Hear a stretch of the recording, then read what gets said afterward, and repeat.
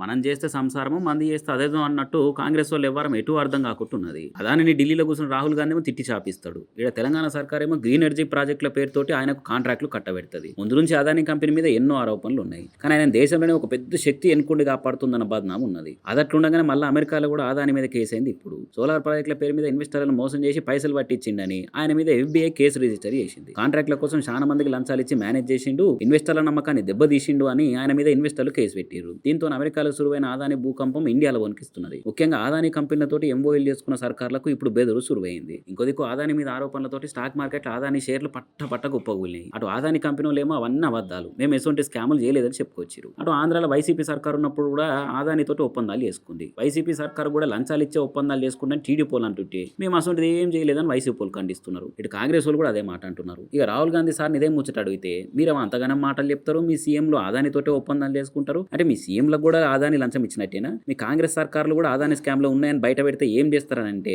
రేవంత్ రెడ్డి ఉన్నా కూడా ఇడిచిపెట్టు లేదు, ఆయన మీద కూడా చర్యలు తీసుకుంటామని చెప్పుకొచ్చిండు. ఇటు రాహుల్ గాంధీ మాటలతో రేవంత్ సార్ కు బుగులు మొదలైందని అంటున్నారు. ఎందుకంటే తెలంగాణతోటి 12,000 కోట్ల ఒప్పందాలు అయితే అందులో 5,000 కోట్లు అదానివే ఉన్నాయి. అదిగాక మొన్నే స్కిల్ యూనివర్సిటీకి 100 కోట్ల చందాలు ఇచ్చిండు అదాని. మరి ఆయనకి ఏం ఫాయిదాలేందో 100 కోట్ల విరాళము తెలంగాణ స్కిల్ యూనివర్సిటీకి ఎందుకు ఇస్తారని చాలా మందికి అనుమానం వస్తుంది. దాంతో అదాని స్కామ్ వచ్చి రేవంత్ రెడ్డి సార్ కూడా చిక్కిందని ఇటు BRS వాళ్ళు కూడా ఎక్కిరిస్తున్నారు. మరి సూరాలు ఇది ఏం దాకా పోతుందో.